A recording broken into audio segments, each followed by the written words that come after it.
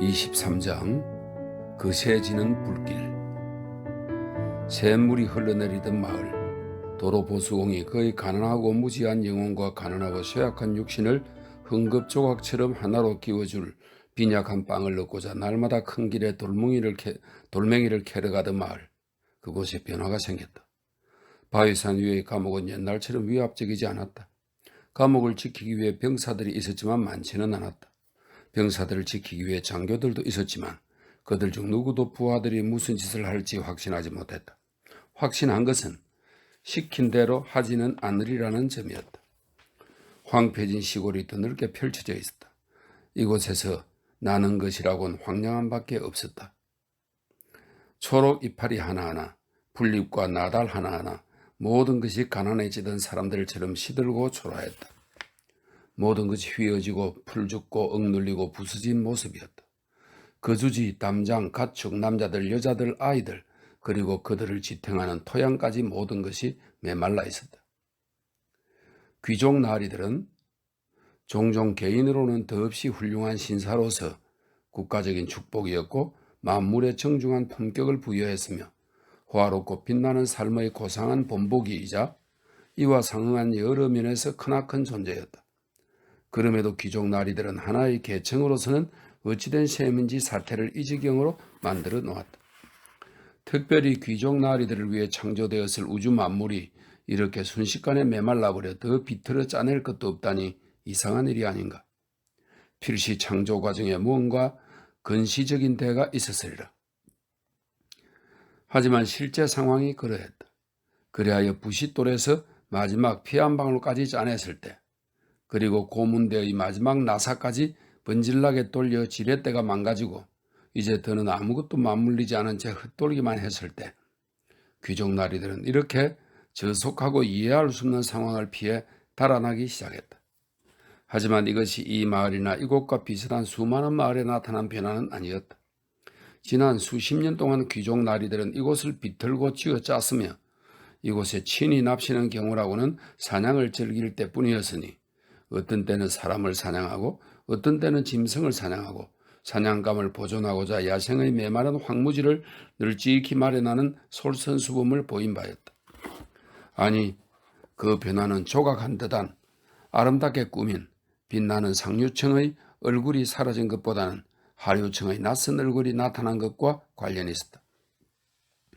이유인적 그 시절 도로 보수공이 자신이 흙이니 흙으로 돌아가리란 상념에 굳이 젖을 겨를도 없이 대개 저녁거리가 너무 빈약하다거나 그럴 수만 있다면 얼마나 실컷 먹고 싶은지와 같은 생각에만 골몰한 채 흙먼지 속에서 홀로 일하고 있을 때 그 시절 그가 외로운 작업을 하다 시선을 들어 먼 곳을 바라보면 어떤 거친 형체가 뚜벅뚜벅 다가오는 모습이 보이곤 했기 때문이었다.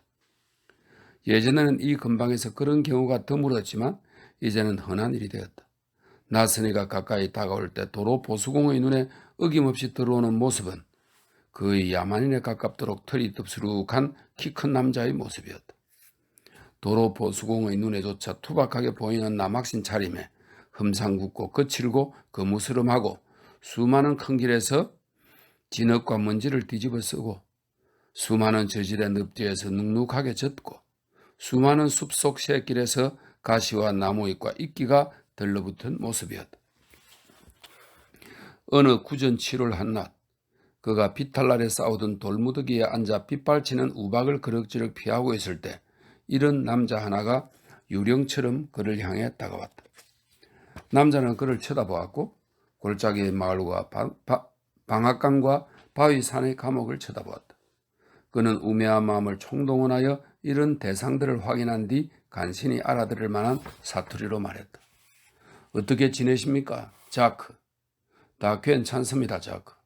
그럼 악수합시다. 그들은 손을 맞잡았고 이어 남자가 돌무더기에 앉았다. 점심은 없소? 요즘은 저녁 요기가 고작입니다. 도로 보수공이 배고픈 얼굴로 말했다. 어디나 마찬가지군. 남자가 성난 목소리로 말했다. 어디서도 점심 먹는 걸 못 봤어. 그는 시큼해진 담뱃대를 꺼내 속을 채우고 부싯돌과 쇠조각으로 불을 붙인 뒤 새빨갛게 타오를 때까지 입으로 빨았다. 그런 다음 갑자기 담뱃대를 멀리 잡더니 엄지손가락과 다른 손가락으로 무언가를 그 속에 넣었다. 그러자 불길이 확 일었다가 한 줌 연기 속에 사라졌다. 그럼 악수합시다. 이런 작업을 보고 나자 이번에는 도로보수공이 이 말을 할 차례였다. 그들은 다시 손을 맞잡았다. 오늘 밤? 도로보수공이 말했다. 오늘 밤. 남자가 담뱃대를 입에 물며 대답했다. 어디에서? 여기. 남자와 도로보수공은 서로 말없이 쳐다보며 돌무더기에 앉아 있었다. 우박이 난쟁이의 총금 석벽처럼 그들 사이로 내려치더니 이윽고 마을 위로 하늘이 개기 시작했다. 설명해 보시오. 여행자가 언덕배기로 걸어가며 말했다. 보세요. 도로보수공이 손가락을 뻗으며 대답했다. 이쪽으로 내려가서 길을 따라 쭉 가다가 샘터를 지나면 그딴 소리는 집어치우고 상대가 풍경을 썩 훑으며 그의 말을 끊었다. 나는 길로도 안 가고 샘터도 안 지나요. 알겠소? 아, 저기 마을 위로 솟은 언덕 꼭대기 너머로 2리그 정도 됩니다. 그렇군. 일은 언제 마치시오? 해질녘에요. 가기 전에 나를 좀 깨워주겠소? 꼬박 이틀 밤을 쉬지도 않고 걸어왔어. 일단 담배부터 다 피우고 그 다음엔 아이처럼 잘 거요. 깨워주겠소? 그럼요. 여행자는 담배를 다 피운 다음 그것을 가슴 안쪽에 넣고 그다란 나막신을 벗은 뒤 돌무더기 위에 등을 대고 누웠다. 그러고는 곧바로 고온이 잠들었다. 도로보수공이 흙먼지 속에서 작업하는 동안 우박구름이 그치면서 눈부신 하늘이 군데군데 줄무늬처럼 드러났고 이에 화합하듯 풍경 위로 은빛 햇살이 어슴풀에 빛났다. 작은 산에는 이제는 파란 모자 대신 붉은 모자를 쓴 작은 산에는 돌무더기 위에 눈 인물에게 매료된 듯했다. 그쪽으로 얼마나 자주 눈을 돌렸던지 연장을 다루는 솜씨가 형편없다고 해도 무방할 정도로 기계적이었다. 구릿빛 얼굴, 덥수룩한 검은색 머리카락과 턱수염, 조악한 모직으로 만든 붉은 모자, 손으로 짠 투박한 직물과 털 달린 짐승 가죽을 잡다하게 섞어 만든 거친 의복, 쪼들리는 생활 때문에 비쩍 여윈 건장한 골격, 잠든 중에도 못마땅한 듯 절박하게 꽉 담은 입술 등등 모든 것이 도로보수공에게 경외심을 불러일으켰다. 여행자는 먼 길을 걸어온 터라 두 발은 쓸려 벗겨지고 발목은 까여 피가 흘렀다. 나뭇잎과 풀잎으로 속을 채운 커다란 신발은 무남은 길에 걸쳐 끌고 오기에 무거웠고 그 자신이 온통 썰려 상처 투성이인 것처럼 옷까지 또한 썰려서 구멍이 숭숭했다. 도로보수공은 그의 곁에 허리를 숙이고 남자의 가슴팍이나 다른 곳에 혹시 숨겨진 무기는 없나 슬쩍 엿보려 했다. 하지만 소용없었다. 남자는 몸 위로 팔짱을 낀 채 그것도 입술만큼이나 결연히 낀 채 잠을 잤기 때문이었다.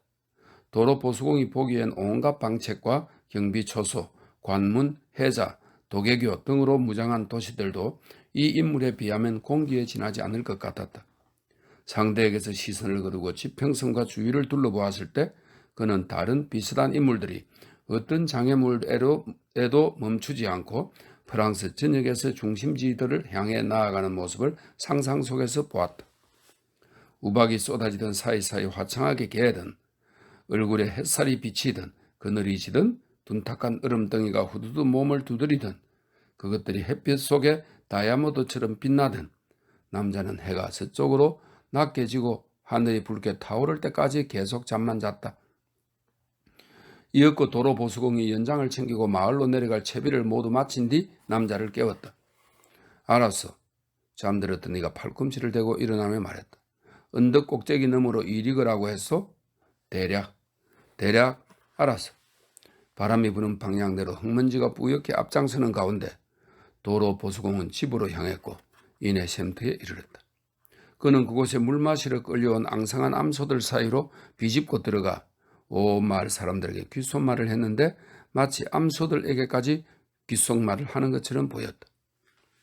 마을 사람들은 초라한 저녁 식사를 마쳤을 때 평소처럼 잠자리에 드는 대신 다시 문 밖으로 나와 그곳에 머물렀다. 기묘한 전염병처럼 수군대는 소리가 번졌고 사람들이 어두움 속에서 샘터에 모였을 때도 기묘한 전염병처럼 다들 무언가를 기대하듯 오로지 한 방향으로만 하늘을 쳐다보았다. 이 마을의 최고 관리인 가벨 씨는 불안해졌다. 그는 혼자 옥상에 올라가 자기도 그쪽을 바라보았다. 그러고는 저 아래 샘터에서 어두워져가는 얼굴들을 굴뚝 뒤에서 슬쩍 내려다본 뒤 교회 열쇠를 관리하는 교회지기에게 전가를 보내 조만간 경종을 울릴 필요가 있을지도 모르겠다고 알렸다. 밤이 깊어갔다. 오래된 성을 에워싼 나무들이 이곳을 외따로 고립시킨 채 어둠 속의 육중하고 시커먼 건물들을 위협하듯 거세지는 바람 속에 흔들렸다. 빗줄기가 2개의 테라스 계단 위로 사납게 들이치면서 마치 집안의 사람들을 깨우는 급한 전령처럼 커다란 문을 두드려댔다. 불안한 바람이 복도로 휘몰아쳐 낡은 창과 칼 사이를 지나고 계단을 한탄하며 올라가 마지막 후작이 잠들었던 침대의 커튼을 흔들었다. 동서남북에서 숲 사이로 4명의 부스스한 남자가 무거운 발걸음으로 키 큰 풀을 짓밟고 나무가지를 부러뜨리면서 성큼성큼 걸어나와 조심스레 앞마당에 모였다. 그곳에서 4개의 불길이 붙었고 각자 다른 방향으로 흩어졌으며 사방이 다시 캄캄해졌다. 하지만 오래 가지는 않았다. 이내 성은 어둠 속에서 빛을 발하는 야광체처럼 무언가 스스로의 빛에 의해 기묘하게 모습을 드러내기 시작했다. 이어 건물 정면 뒤쪽에서 깜빡깜빡 불빛이 어른거리더니 건물의 속살을 훤히 비추면서 난간과 아치와 창문을 드러냈다. 다음 순간 불빛이 더 높아지고 더 넓어지고 더 환해졌다. 곧 20개 남짓한 커다란 창문으로 불길이 터져나왔고 돌로 만든 얼굴들이 잠에서 깨어나 불길 속에서 빤히 쳐다보았다. 그곳에 남아있던 몇 안 되는 사람들의 웅성대는 소리가 저택 주변에서 희미하게 일었고 이어 말의 안장을 얹고 급히 출발하는 소리가 들렸다. 어둠 속에 박차를 가하며 철벅철벅 내달리다가 마을 샘터 옆에서 고삐가 당겨졌고 입에 거품을 문 말이 가벨 씨의 문간에 멈춰섰다. 도와주시오, 가벨, 도와주시오. 다들. 경종이 초조하게 울렸지만 다른 도움은 전혀 없었다. 도로 보수공과 250명의 각별한 친구들은 팔짱을 끼고 샘터에 서서 하늘의 불기둥을 바라보기만 했다. 40피트는 되겠군. 그들이 엄숙하게 말했다. 그리고는 꿈쩍도 하지 않았다. 성에서 달려온 기수와 입에 거품을 문 말은 다그닥다그닥 마을을 지나 바위산 위의 감옥을 향해 가파른 돌길을 올랐다. 감옥 정문에서 장교 무리가 불길을 쳐다보고 있었다. 그들과 떨어진 곳에 병사 무리도 있었다. 도와주시오, 나리들, 장교님들, 성에 불이 났어요. 얼른 서두르면 귀한 물건들을 불길 속에서 건져낼 수 있을 겁니다. 도와주시오, 도와줘요. 장교들이 불구경 중인 병사들 쪽을 쳐다보더니 아무 명령도 내리지 않았다. 그러고는 어깨를 으쓱하고 입술을 깨물며 대답했다. 탈 건 타야지. 기수가 다시 언덕을 내려가 길거리를 지날 때 마을은 불빛으로 빛나고 있었다. 도로 보수공과 250명의 각별한 친구들이 불을 밝힌다는 생각에 일제히 고무되어 각자 집으로 달려가 칙칙한 유리창마다 촛불을 밝혀놓았던 까닭이다. 전반적으로 모든 것이 부족했던지라 초도 다소 강제적인 방식으로 가벨 씨에게서 빌려왔다. 이 관리가 잠시 머뭇머뭇 주저하자 한때는 권위에 그렇게 고분고분했던 도로보수공이 말하길 모닥불을 피우기엔 마차가 제격이라며 이참에 역마도 구워버리자고 했다. 성은 활활 타올라 그냥 타버리도록 방치되었다. 포효하며 날뛰는 대화재 속에 지옥에서 곧장 불어온 듯한 뜨겁디 뜨거운 바람이 건물을 날려버리는 듯 했다.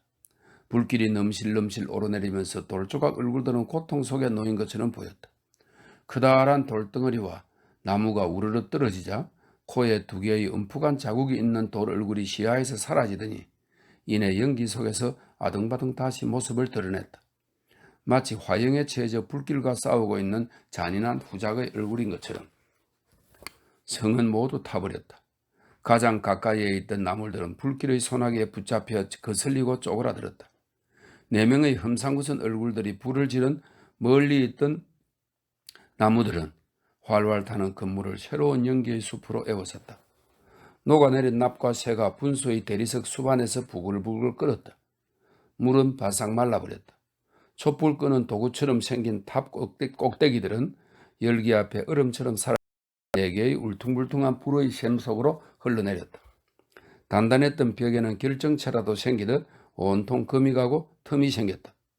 얼빠진 새들이 주위를 빙빙 돌다가 용광로 속으로 떨어졌다.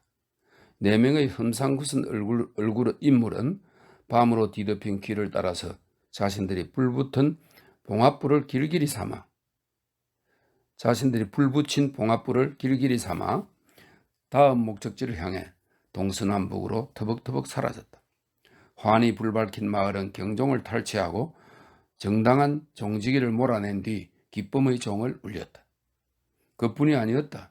마을 사람들은 굶주림과 불과 종소리에 머리가 어찌래져선 가벨 씨가 소장로와 세금을 거두는 일과 관련있음을 생각해냈고, 비록 근래에는 가벨이 세금을 조금씩만 거두고 소장로는 아예 안 거뒀지만 그와 지금 당장 면담을 해야겠다면서 그의 집을 포위한 채 그에게 밖으로 나와서 직접 이야기 좀 하자고 요구했다. 이에 가벨 씨는 문을 굳게 걸어 잠그고 자기 자신과 상의하러 들어갔다. 그 상의의 결과 가벨은 다시 옥상으로 올라가 굴뚝 뒤에 숨었다. 그러면서 만약 사람들이 문을 부수고 들어오면 갈로 열고 그는 복수심 강한 남부 출신의 왜소한 사내였다. 문을 부수고 들어오면 난간 너머로 거꾸로 몸을 던져 밑에 있는 사람을 한두 명쯤 뭉개버리겠다고 결심했다. 아마도 가벨 씨는 저 멀리 보이는 성을 난로불과 촛불 삼아 그리고 기쁨의 종소리와 더불어 그의 대문을 두드려대는 소리를 음악 삼아 그곳에서 기나긴 밤을 보냈을 것이다. 게다가 그의 역참 대문 앞길에 불길한 가로등 하나가 매달려 있었는데 여차하면 마을 사람들이 기꺼이 그 자리에 그를 대신 매달 것이란 점을 말할 나위도 없었다. 시커먼 바다에 삼켜지기 일보 직전의 상황에서 앞서 결심했던 그 속으로 뛰어내릴 각오를 한 채 여름밤을 꼬박 지새워야 하는 것은 얼마나 피가 마르도록 괴로운지. 하지만 마침내 친절한 새벽이 밝아오고 마을을 밝혔던 골풀 양초들이 파르르 꺼져가자 사람들은 흐뭇하게 흩어졌고 가벨 씨도 당분간은 목숨을 부지한 채 아래로 내려왔다.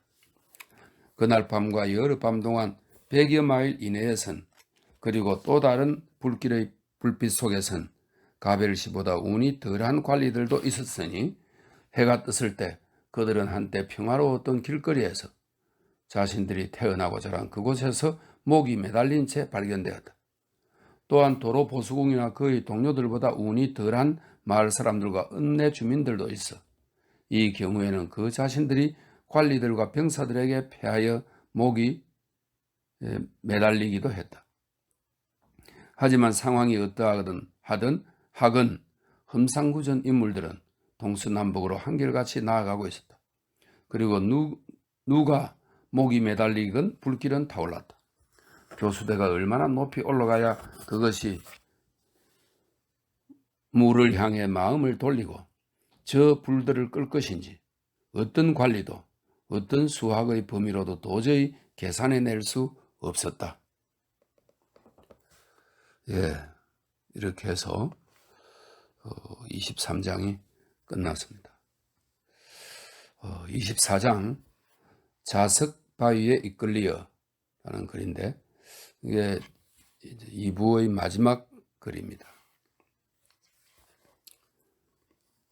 이처럼 불길이 거세지고 바다가 거세지는 가운데 성남바다는 이제 잦아드는 법이 없이 언제나 점점 더 높이 밀려들고 이로 인해 단단했던 대지가 뒤흔들리고 기슭에서 바라보는 이들은 두려움과 놀라움에 사로잡힌 가운데 폭풍의 3년이 지났다.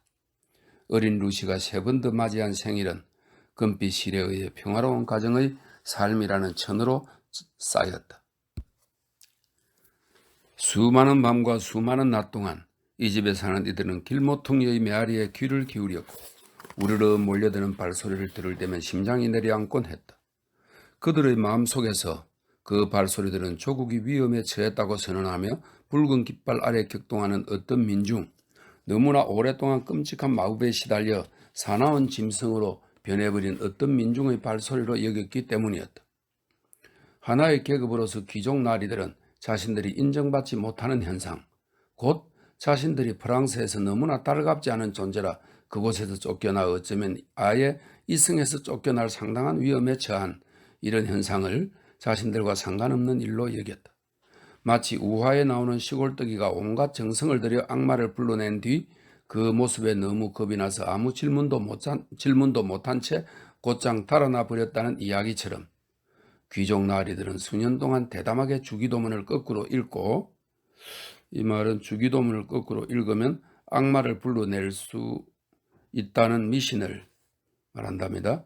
주기도문을 거꾸로 읽고 그 외에도 악마를 불러내기 위해 수많은 강력한 주문을 외우고는 막상 악마를 보자마자 공포에 질려 그 고귀한 몸으로 주랭랑을 친 것이었다. 관역의 눈처럼 궁정의 핵심이었던 빛나는 무리는 사라졌다. 그렇지 않았다면 전국에서 태풍처럼 휘몰아치는 총탄의 표적이 되었을 터였다. 그 무리는 애초에 제대로 볼 수 있는 눈도 아니었지만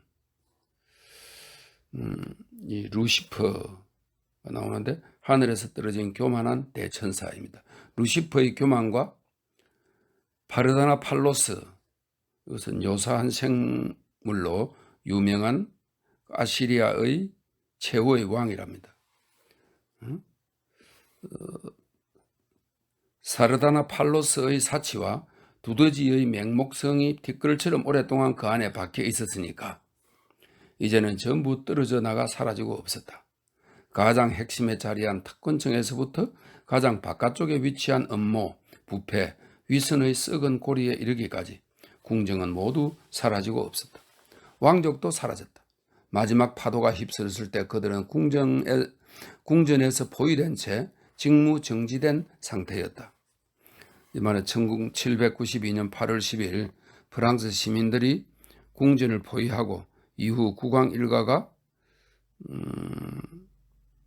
이 꼬민에 인도되면서 왕권은 일시 정지되었다. 1792년 9월 20일 프랑스 국민공화는 왕정을 폐지하고 공화정의 채택을 선언하였다. 이렇게 설명이 되어 있나요? 1792년 8월이 다가왔고 귀족 나리들은 이때쯤 널리 흩어진 처지였다. 자연스러운 일이지만 런던에서 귀족 나리들의 본부이자 주요 집결지는 텔슨 은행이었다. 홀령은 그들의 육신이 가장 즐겨 찾았던 곳을 맴돈다고 하는 바, 돈 한 푼 없는 귀족 나리들은 한때 그들의 돈이 보관되었던 장소를 맴돌았다. 게다가 그곳은 가장 믿을 만한 프랑스 정보를 가장 빨리 접하는 장소였다. 덧붙이자면 텔스는 인심이 넉넉한 은행인지라 높은 신분에서 몰락한 옛 고객들에게 넓은 아량을 베풀었다. 또한 일부 귀족들은 다가오는 폭풍을 제때 감지하고 약탈이나 몰수를 예견하여 텔슨 은행 측에 미리 송금을 해두는 성견 지명을 발휘한 바 궁핍한 동료들은 그에 관한 소식을 언제든 그곳에서 들을 수 있었다. 게다가 프랑스에서 새로 건너오는 사람들은 거의 당년지사처럼 자신의 도착과 소식을 텔슨에 알렸다. 이처럼 다양한 이유로 인해 당시에 텔슨은 은행 정보에 관한 일종의 정권 거래소 역할을 했다. 이런 사실은 대중에게 워낙 잘 알려져 있었고 그 결과 그곳에 들어오는 문의도 워낙 많아서 때때로 텔슨은 최신 소식을 한두 줄 적어 은행 창문에 붙여놓아 템플바를 지나는 모든 이들이 볼 수 있게 했다. 안개가 자욱하게 낀 어느 오후 로리 씨는 책상에 앉아있고 찰스 다네이는 그 위로 기대고 서서 그와 나직하게 이야기를 나누고 있었다. 한때 행장과의 면담을 위한 공간이었던 작은 참여실은 이제 소식 거래소가 되어 사람들로 넘쳐났다. 폐점까지 30분가량 남은 시간이었다. 선생님께서는 그 누구보다 팔팔하시긴 하지만 찰스 다네이가 다소 주저하며 말했다. 아무리 그래도 저는 여전히 선생님께서 알고 있네. 너무 늙었다고 로리 씨가 말했다. 날씨도 변덕스럽고 여정도 길고 여행 수단도 확실치 않고 그쪽 나라도 혼란스럽고 심지어 그 도시는 안전하지 않을지도 모릅니다. 이복의 찰스, 로리 씨가 유쾌한 자신감을 지니고 말했다. 자네가 말한 것들은 내가 가야 하는 이유이지 멀찍이 피해 있어야 하는 이유가 아니라네. 내겐 충분히 안전할 거야. 그곳에 찝찝거릴 만한 사람이 그렇게나 많은데 누가 나처럼 팔순이 다 되어가는 늙은이를 찝쩍거리겠나. 그 도시가 혼란스럽다는 점으로 말하자면 그곳이 혼란스럽지 않았다면 애초에 이쪽 영업소에서 저쪽 영업소로 사람을 보낼 일도 없었을 거야. 옛날부터 그 도시와 업무를 잘 알고 텔슨이 신뢰할 수 있는 사람으로 말이지. 여행 수단이 확실치 않고 여정이 길고 겨울 날씨인 것에 관해서는 이 겨울 날씨에 대해서는 원래 이 원문 초안에서 디킨슨은 이 부분의 시기를 1792년 12일로 잡았다네요. 이후 이 디킨슨은 로리시의 출발 시점을 여름인 8월로 고쳐서나 겨울 날씨에 관한 부분을 강구한 것으로 보인다. 이렇게 적어놨네요. 겨울 날씨인 것에 관해서는 이 긴 세월을 함께한 내가 텔슨을 위해 그 정도 불편함도 감수할 각오가 안 되었다면 누가 그렇게 하겠는가? 갈 수 있다면 좋겠습니다.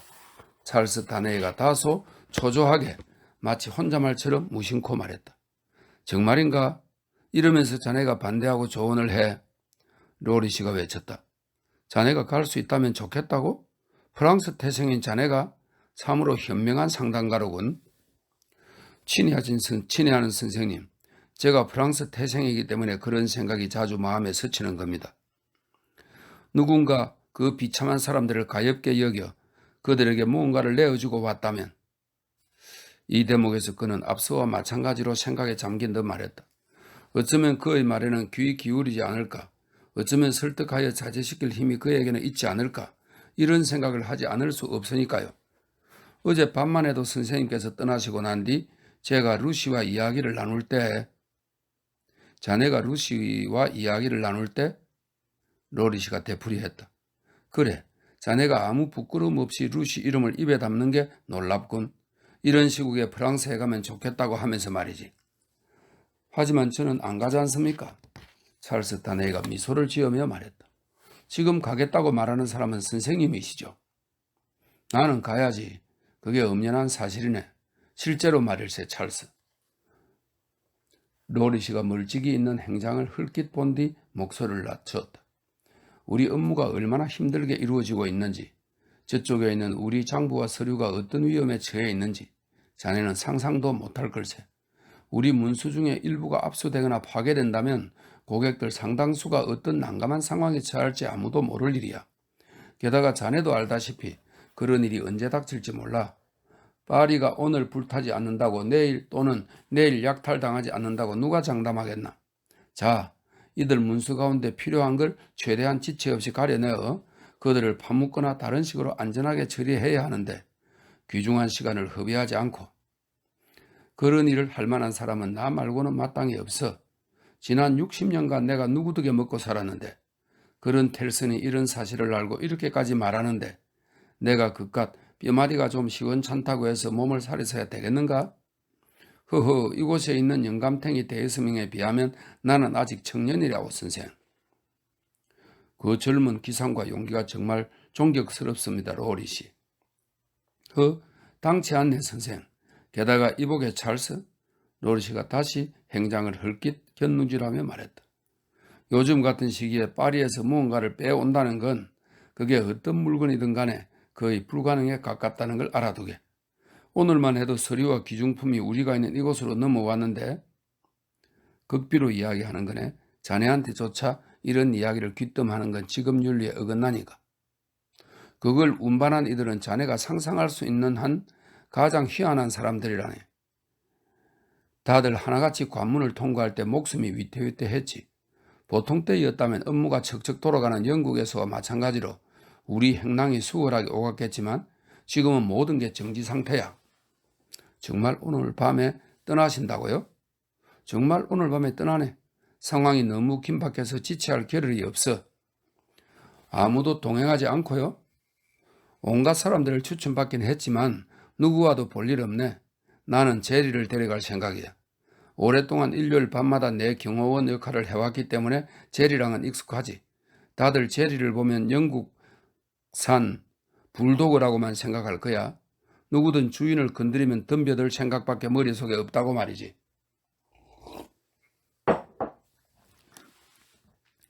다시 한번 말씀드리지만 그 용기와 젊은 기상이 진심으로 존경스럽습니다. 다시 한번 말하지만 당치 않아. 이번 소임을 마치고 나면 아마도 텔슨의 은퇴 제안을 받아들여 편안히 지낼지도 모르겠네. 그러면 늙어가는 일에 대해 생각할 시간이 충분하겠지. 이 대화는 로리시의 평소 자리에서 이루어졌는데 그곳에서 조금 떨어진 곳에서는 귀족 나리들이 우글우글 모여 조만간 그 천한 놈들에게 어떤 복수를 할지 떠벌리고 있었다. 이런 태도는 피난민으로 신세가 역전된 귀족 나리들과 본토박이 영국식 관행에서 보이는 너무나 전형적인 방식이었다. 그들은 이 끔찍한 혁명에 대해 이야기할 때 마치 이것이 하늘 아래 씨를 뿌리지도 않았는데 자라난 유일한 작물인 듯, 마치 이것을 야기할 만한 어떤 짓도 지금까지 한 적이 없었다거나 등한시한 적이 없었다는 듯, 마치 수백만의 비참한 프랑스인 그리고 그들의 번영을 위해 쓰였어야 할 자원이 오용되고 악용되는 광경을 지켜본 이들이 이미 수년 전에 이것의 불가피한 도래를 예견하고 자신들이 목격한 바를 똑똑히 문수로 남기지 않았다는 듯 떠들어댔다. 이와 같은 허황한 생각, 이와 더불어 이미 스스로를 완전히 고갈시켰을 뿐 아니라 하늘과 땅마저 함께 고갈시킨 이 형국을 다시 되돌리겠다는 귀족 나리들의 터무니없는 계획은 제정신이 박히고 진실을 아는 사람이라면 거부감 없이 들어주기 힘든 것이었다. 그의 귓가에 온통 들려오는 이런 허황한 이야기는 마음속에 잠복한 불편한 의식에 더해 마치 머릿속에 심란하게 뒤얽힌 피처럼 오래전부터 찰스 다네이를 안절부절 못하게 했고 지금도 그러했다. 이야기를 나누는 이들 중에는 왕좌 재판소의 스트라이브도 있었는데 그는 한창 출세가도를 달리는 중이라 이 주제에 대해 목청을 높였다. 그는 귀족 나리들에게 민중을 날려버려 이 세상에서 깡그리 박멸하고 그들 없이 살아갈 방법이라든가 그 외에도 그와 유사한 수많은 목표를 달성할 방법을 떠들어댔는데 하나같이 그 본질에 있어 독수리의 꼬리에 소금을 뿌려 그 종을 멸종시킨다는 것과 다를 바 없었다.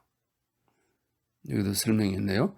새의 꼬리에 먼저 소금을 뿌리면 그것을 잡을 수 있다는 근거 없는 통념을 말한다. 야생 독수리를 이런 방식으로 잡는 것이 불가능하듯 스트라이버의 계획들이 모두 실현 불가능하다는 것을 의미한다. 이렇게 설명되어 있네요. 다네이는 특별히 반감을 품고 이야기를 들었다. 그냥 자리를 피해 더는 듣지 말까 아니면 남아있다가 이야기에 끼어들까 마음을 정하지 못하고 서 있을 때 앞으로 전개될 어떤 일이 모습을 드러냈다. 행장이 로리 씨에게 다가와 그 앞에 아직 뜯지 않은 꾀재재한 편지 한 통을 내려놓으면서 이렇게 물었다. 이 편지의 수신인에 관해 아직도 아무런 흔적을 찾지 못했는가?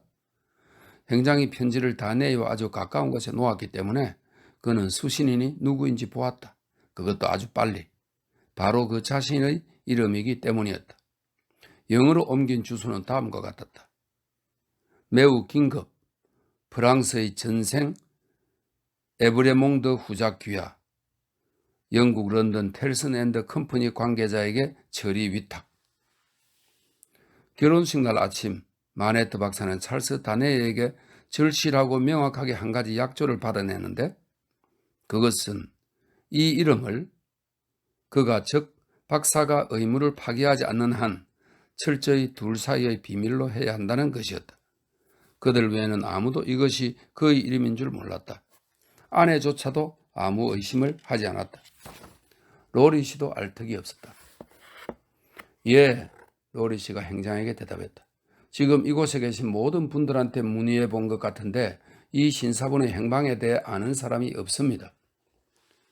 시계바늘이 은행 폐점 시간에 가까워지자 이야기를 나누던 무리가 로리 씨의 책상 곁으로 우르르 지나갔다.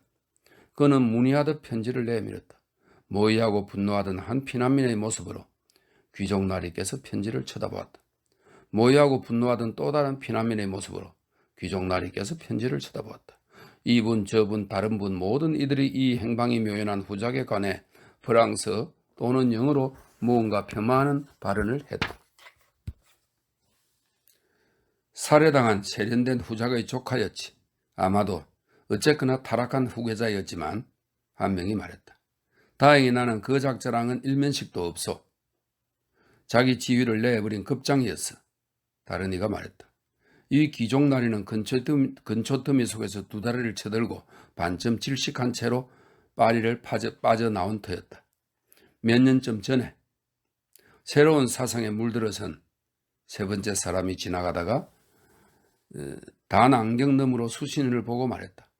고인이 된 후작과 맞서다가 재산을 물려받자 다 포기하곤 그 불안당 무리한테 넘겨줬지. 이제 그놈들이 그 작자에게 합당한 보상을 해주면 되겠군. 그래요? 뻔뻔한 스트라이브가 외쳤다. 정말 그랬다고요? 그런 인간이란 말이죠? 파렴치한 이름 좀 봅시다. 빌어먹을 놈. 다네이는 더는 참을 수가 없어 스트라이버 씨의 어깨를 건드리며 말했다. 제가 아는 사람입니다. 그래요? 참말로? 스트라이버가 말했다. 유감이요. 왜요? 왜라니 다네이 씨. 그자가 어떤 짓을 했는지 못 들었소? 왜라니 그런 질문 마시오. 이런 시국에. 하지만 여쭤봐야겠습니다. 왜죠? 그렇다면 다시 말씀드리지 다네이 씨. 유감이요. 이런 터무니없는 질문을 하시는 것도 유감이고 여기 이 작자는 지금껏 알려진 가장 유해하고 불경스러운 악마론에 물들어선 대량 학살을 해대는 이 세상 가장 비열한 인간 쓰레기들한테 자기 재산을 넘겨줬다는데 어린 학생들을 가르치는 분이 그런 자를 알고 지내는 게 왜 유감이냐고 묻는 겁니까? 뭐 그렇다면 말씀드리지. 내 생각에 그런 악당은 다른 이도 오염시키기 때문에 유감이라는 겁니다. 그게 이유요. 다네이는 비밀을 의식하고 매우 힘겹게 자제력을 발휘하여 말했다. 당신은 그 신사를 이해하지 못할 겁니다. 당신을 어떻게 궁지에 몰지는 이해하지, 다네이 씨. 깡패 스트라이브가 말했다. 지금 그렇게 할 거고 만약 이 작자가 신사라면 나는 그를 이해하지 못하겠소. 그자에게 그렇게 전해도 됩니다. 내 안부 인사도 전해주시고 또 내가 이렇게 말하더라고도 하시오. 자기 재산과 지위를 버린 이런 도살자 무리한테 넘겨준 마당에 왜 그자들이 우두머리가 되지 않는지 내가 궁금해하더라고. 하긴 그럴 리 없지 신사 여러분. 스트라이브가 주위를 둘러보며 손가락으로 딱 소리를 냈다. 제가 인간의 본성에 대해 좀 알아서 말씀드리는데 이런 작자 같은 인간은 자기가 보호한다는 그 소중한 인간들의 자비에 절대 자신을 내맡기지 않아요. 암요. 신사 여러분, 이런 자는 난투가 벌어지면 아주 일찌감치 그놈들에게서 달아나 몰래 숨어버릴걸요. 이렇게 말하며 마지막으로 손가락을 튕겨 딱 소리를 낸 뒤 스트라이브 씨는 경청자들의 전반적인 동조 속에 폴리트거리로 밀치고 나아갔다. 다들 은행을 나서는 가운데 로리 씨와 찰스 다네이는 책상에 단둘이 남았다. 자네가 이 편지를 맡겠나? 로리 씨가 말했다. 어디로 전달할지는 알고? 예. 아마도 우리가 어디로 전송하면 되는지 알까 싶어 이쪽으로 보낸 모양이라고. 그리고 한동안 이곳에 있었다고 좀 설명드리겠나? 그렇게 하겠습니다. 여기에서 바로 파리로 떠나실 겁니까? 여기에서 8시에. 그럼 배웅하러 다시 들르겠습니다. 다네이는 자신에게 그리고 스트라이브와 대부분의 사람들에게 몹시 심기가 불편해진 채 최대한 서둘러 조용한 템플로 향했고 이어 편지를 개봉하여 읽었다. 내용은 다음과 같았다. 파리 아베이 감옥 1792년 6월 21일 전 후작날이 귀하. 저는 오랫동안 마을 사람들의 손에 생명의 위협을 느꼈고 결국에는 엄청난 폭력과 굴욕 속에 체포되어 파리까지 머나먼 길을 걸어야 했습니다. 길 위에서 가정 고초를 겪었습니다. 그게 전부가 아닙니다. 저희 집마저 파괴되어 완전히 잔해만 남았습니다. 전 후작날이 제가 감옥에 갇힌 죄목 그리고 재판소에 소환되어 목숨을 잃게 될 죄목은 그들에 따르면 인민주권에 대한 반역죄로 제가 망명자를 위해 그들을 해롭게 했다는 것입니다.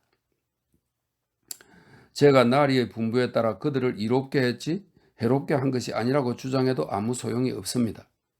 망명자 재산의 몰수 조치 이전에 이미 제가 그들이 내지 않고 있던 세금을 감면해 주었고 소장로는 아예 거두지 않았으며 그들에게 어떤 법적 조치도 취하지 않았다고 주장해도 아무 소용이 없습니다.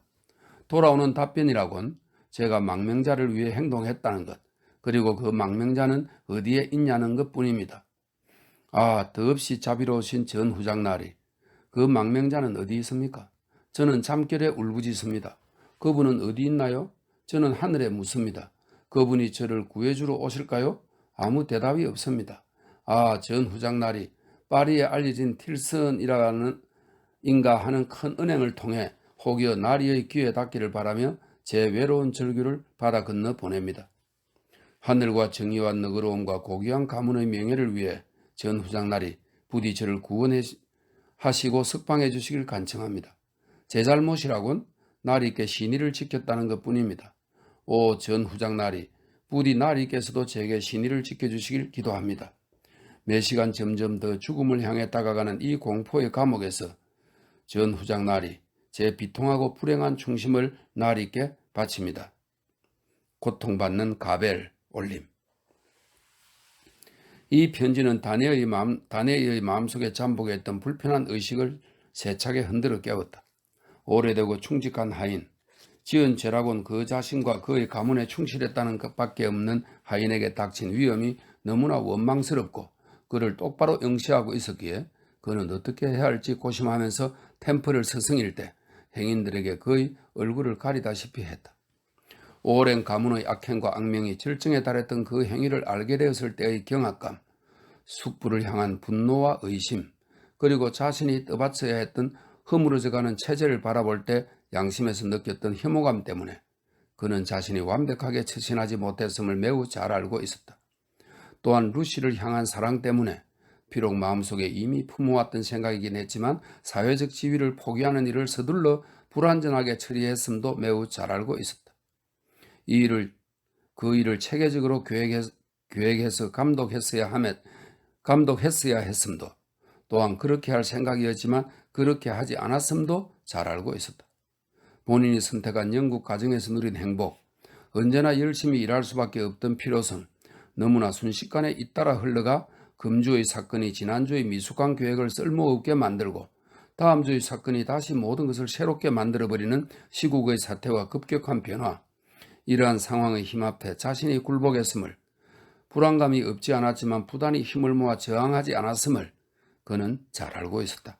자신이 행동에 나설 시기를 기다리며 시국을 지켜보았다는 것, 시국이 급격히 변하고 요동쳐서 결국엔 그 시기를 놓쳐버렸다는 것, 귀족들이 모든 큰 길과 쇠길을 통해 프랑스에서 대거 빠져나오고 있다는 것, 그들의 재산이 몰수되고 파괴되는 중이며 그들의 이름 자체가 지워지고 있다는 것, 이러한 사실들을 그는 자신에게 죄를 물을 프랑스의 새로운 권력자들만큼이나 잘 알고 있었다.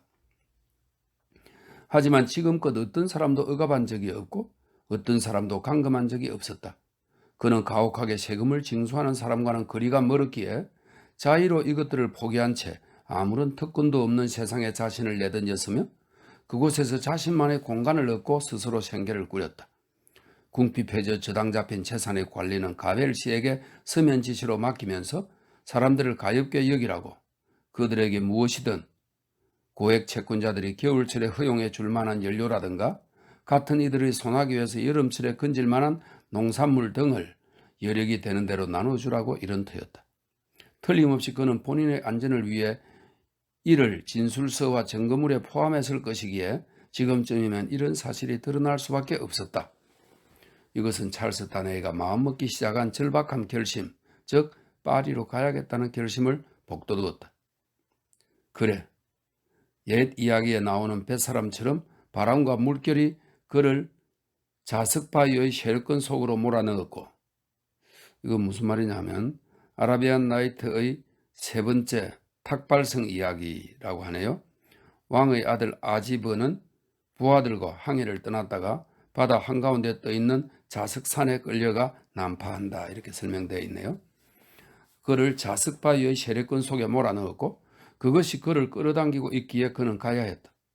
그의 마음속에 이는 모든 생각이 계속해서 점점 더 빠르게, 점점 더 흔들림 없이 그를 무시무시한 인력 쪽으로 밀고 갔다. 그에게 잠재되어 있던 불편한 의식은 그의 불행한 조국에서 나쁜 매개자들에 의해 나쁜 목적이 이루어지고 있다는 것, 자신이 그들보다 낫다는 사실을 어쩔 수 없이 인식하는 그가 그곳에 없다는 것, 유혈 사태를 저지하고 자비와 인간성을 주장하기 위해 아무것도 하고 있지 않다는 것이었다. 이러한 불편한 의식이 반쯤은 억눌리고 반쯤은 그를 책망하는 가운데 그는 너무나 강한 의무감을 지닌 용감한 노신사와 자신을 매섭게 비교하기에 이르렀다. 그에게 뼈저린 결과가 된 이런 비교에 뒤따라 그에게 쓰라린 상처를 입혔던 귀족 나리들의 비웃음과 해묵은 이유 때문에 특히나 더 야비하고 불쾌했던 스트라이버의 비웃음이 곧바로 떠올랐다. 이어 가벨의 편지가 떠올랐다. 죽음의 위험에 처해 그의 정의와 명예와 가문의 이름을 대고 애원하는 무고한 죄수의 호소. 그의 결심이 있었다. 파리로 가야 한다.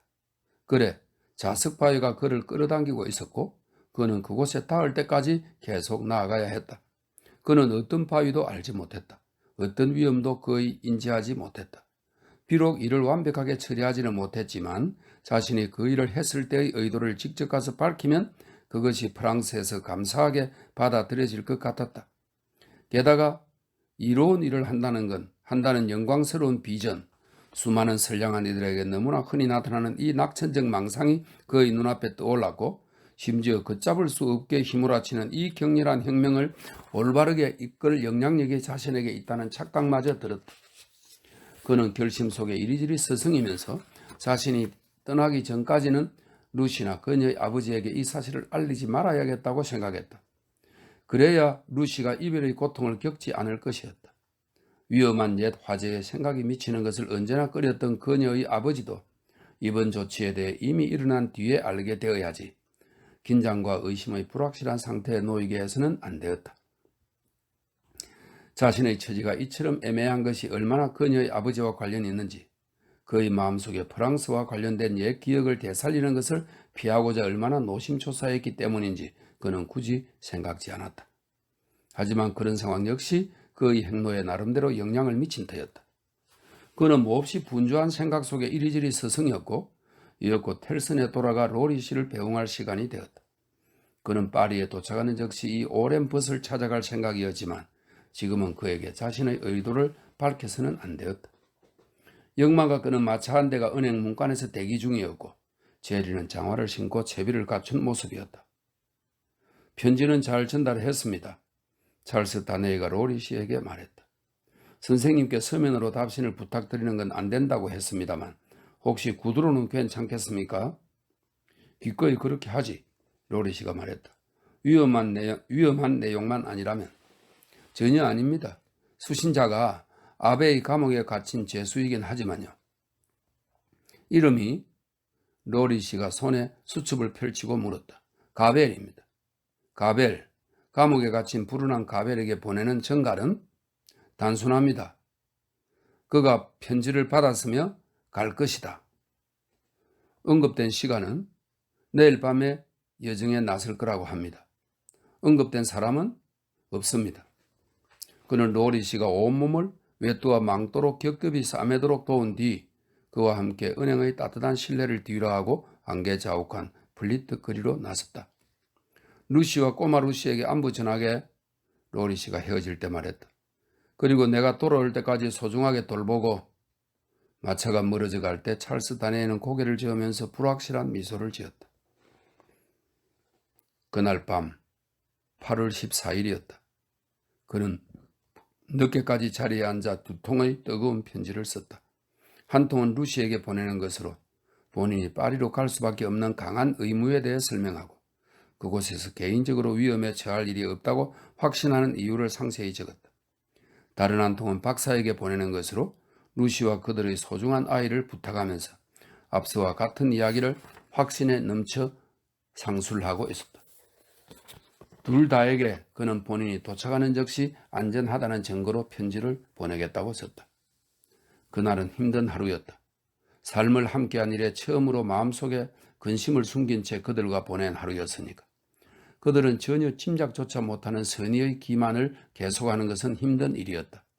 하지만 너무나 행복하고 분주한 아내를 사랑스럽게 바라보면서 그는 조만간 닥칠 일을 그녀에게 말해서는 안 된다는 결심을 굳히게 되었고 관로 속에 말해야겠다고 반쯤 마음이 기울었던 터였다. 그녀의 조용한 도움 없이 무언가를 한다는 것이 너무 낯설게 느껴졌으니까 이렇게 되어 있네요. 그날은 빠르게 흘러갔다.